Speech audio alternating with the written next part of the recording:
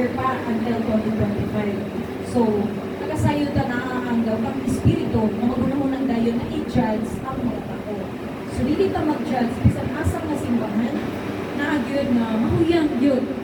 So, wala dili na ingon na sa member lang, sa mga kaigsunan lang, kundi mismo mga pastor, daghan kayo mahuyang.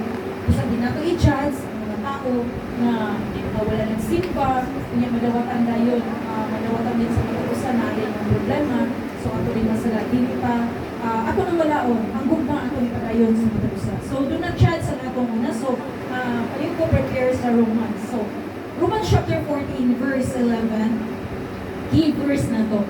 It is written, as surely as I live, says the Lord, every knee will bow down before me. Every tongue will acknowledge God. So, kung nanong Bisaya palibin ko pa sa so, dili ta ngayon mo judge. Kaya sa gingon, ang tanan na itong mga tuhod, bulod diha sa Diyos.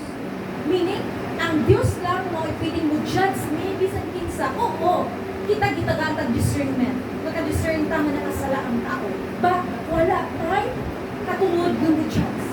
Ba't kita gatag gift of discernment? Maka-discern ta. Nakabalo ka. Nakasala ang matapusan ka nato. Ba't kung sa itong patong, iangkong nato ang matapusan. Dili ka mo judge. Oo,